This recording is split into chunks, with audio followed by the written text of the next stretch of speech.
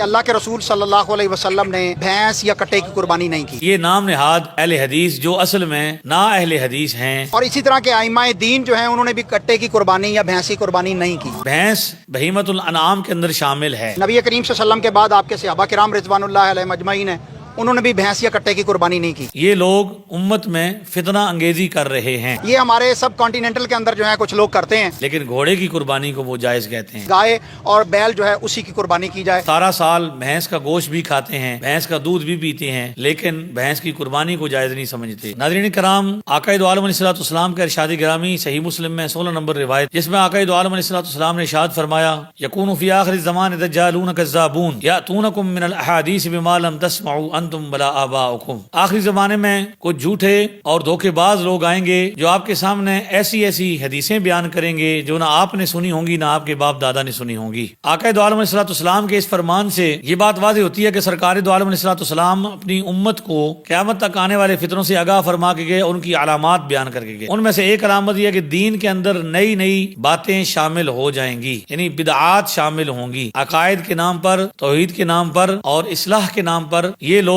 امت میں فتنہ انگیزی کر رہے ہیں۔ کتاب و سنت کی روشنی میں جو ہم نے دین پڑھا ہے وہ یہ ہے کہ اللہ کے رسول صلی اللہ علیہ وسلم نے بھینس یا کٹے کی قربانی نہیں کی۔ نبی کریم صلی اللہ علیہ وسلم کے بعد آپ کے صحابہ کرام رضوان اللہ علیہم اجمعین ہیں، انہوں نے بھی بھینس یا کٹے کی قربانی نہیں کی۔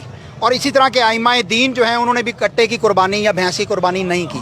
یہ ہمارے سب کانٹیننٹل کے اندر جو ہے کچھ لوگ کرتے ہیں، تو ہم یہ سمجھتے ہیں کہ جب آپ کے پاس گائے اور بیل یہ بکثرت اور وافر موجود ہیں تو پھر شرعی طریقے پر آپ نے اللہ کا قرب حاصل کرنا ہے تو گائے اور بیل جو ہے اسی کی قربانی کی جائے، یا بھیڑ کی اور دمبے کی، بکرے کی اور بکری کی، اونٹ اور اونٹنی کی۔ جو قرآن نے جو جانور بیان کیے ہیں، نبی کریم صلی اللہ علیہ وسلم نے کیے ہیں، ان جانوروں کی قربانی کرنی چاہیے، یہی افضل ہے۔ آپ نے یہ کلپ سماعت کیے جن میں یہ مولوی صاحبان یہ کہہ رہے ہیں کہ بھینس کی قربانی جائز نہیں۔ سب کہہ رہے ہیں کہ کتاب و سنت کی روشنی میں ہم نے جو دین پڑھا ہے، قائد عالم علیہ السلام نے بھینس کی قربانی نہیں کی، اور نبی پاک صلی اللہ علیہ وسلم کے بعد آپ کے صحابہ کرام اور ائمہ دین نے نہیں کی۔ یہ سب بر صغیر کے کچھ لوگ کرتے ہیں۔ تو آپ نے دیکھا کہ وہ یہ الزام لگا رہے ہیں کہ نبی پاک علیہ السلام سے بھینس کی قربانی ثابت نہیں، صحابہ نے نہیں کی، ائمہ دین نے نہیں کی، اور اس پر کسی قسم کی کوئی دلیل موجود نہیں۔ جبکہ قرآن مقدس میں اللہ رب العزت کا فرمان سورۃ الحج آیت نمبر 34 میں اللہ تعالیٰ کا ارشاد گرامی ہے،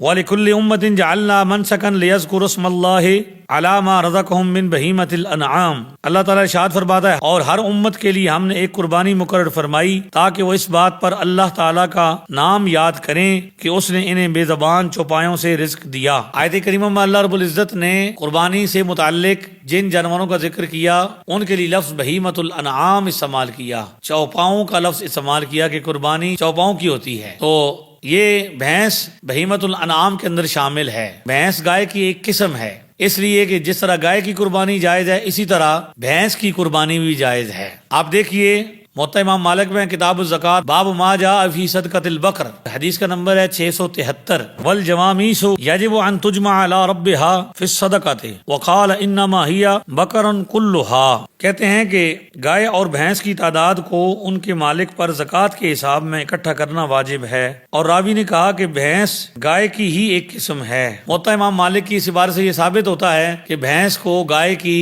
قسم ہی میں شمار کیا گیا ہے، کہ جو زکوٰۃ کا حکم گائے کا ہے وہی بھینس کا ہے۔ اور موطا امام مالک جو حدیث کی سب سے پہلی کتاب ہے، اس کے اندر یہ لکھا ہوا ہے کہ بھینس گائے کی قسم ہے، بھینس کی زکوٰۃ کا وہی حکم ہے جو گائے کی زکوٰۃ کا ہے۔ لیکن یہ نام نہاد اہل حدیث جو اصل میں نا اہل حدیث ہیں، جنہوں نے محدثین کے لقب کو چوری کر کے اپنا ایک الگ فرقہ بنایا، مسلمانوں کے مقابلے میں مسائل بنائے، سارا سال بھینس کا گوشت بھی کھاتے ہیں، بھینس کا دودھ بھی پیتے ہیں، لیکن بھینس کی قربانی کو جائز نہیں سمجھتے۔ جبکہ گھوڑے کا نہ تو گوشت کھایا جاتا ہے نہ گھوڑی کا دودھ پیا جاتا ہے، لیکن گھوڑے کی قربانی کو وہ جائز کہتے ہیں۔ یعنی عجیب منطق ہے کہ جس چیز کی قربانی جائز ہے اس کو ناجائز کہتے ہیں، اور جس کی سرے سے جو حلال ہی نہیں ہے اس کی قربانی تک کو جائز کہہ دیتے ہیں۔ لہٰذا جب یہ کہا جاتا ہے کہ بھینس کی قربانی کیوں نہیں جائز، وہ کہتے ہیں حضور نے نہیں کی، تو ہم پوچھتے ہیں کہ کیا گھوڑے کی قربانی حضور علیہ السلام نے کی ہے؟ لہذا یہ عجیب بات ہے کہ یہ الٹی چال چلتے ہیں، ان کے تمام مسائل مسلمانوں سے جدا ہیں۔ اسی طرح امام بخاری اور امام مسلم کی استاد ابو بکر ابن ابی شیبہ کی کتاب المصنف ابن ابی شیبہ کے اندر حدیث کا نمبر ہے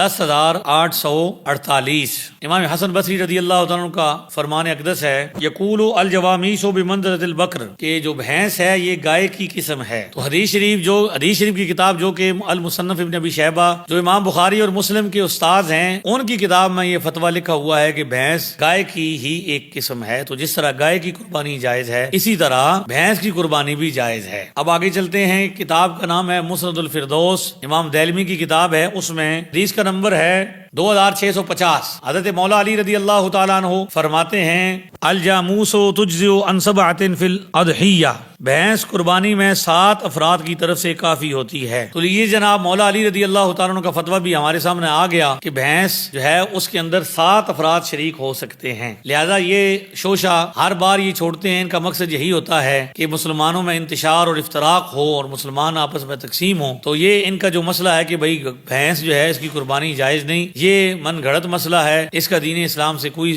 جو ہے وہ تعلق نہیں ہے۔ مسلمان پوری دنیا کے اندر بھینس کی قربانی کرتے ہیں، پوری دنیا کے اندر بھینس کی قربانی ہوتی ہے۔ مسلمانوں کے علماء نسل در نسل یہی سمجھتے آئے ہیں کہ یہ بھینس کی قربانی جو ہے یہ گائے کی طرح ہی ہے، اور گائے کی بے شمار اقسام اس کے اندر موجود ہیں۔ جب گائے کی قربانی جائز ہے تو گائے کی جتنی اقسام ہیں ان کی قربانی جائز ہے۔ اسی طرح جب بکری کی قربانی جائز ہے تو بکری کی جتنی قسمیں ہیں ان سب کی قربانی جائز ہے۔ جب بھیڑ کی قربانی جائز ہے تو بھیڑ کی جتنی قسمیں ہیں ان سب کی قربانی جائز ہے۔ جب اونٹ کی قربانی جائز ہے تو اونٹ کی جتنی اقسام ہیں ان سب کی قربانی جائز ہے۔ گائے کی بھی کئی قسمیں ہیں تو اس کی جتنی قسمیں ہیں ان سب کی قربانی جائز ہے۔ لہذا امت مسلمہ کو ان نئے مذہب والوں کو اور نئی نمازوں والوں کو اور نئے عقیدوں والوں کو اور نئے مسلم والوں کو ریجیکٹ کرنا چاہیے۔ اللہ تبارک و تعالی ہمیں سمجھ بوجھ عطا فرمائے اور عمل کی توفیق عطا فرمائے۔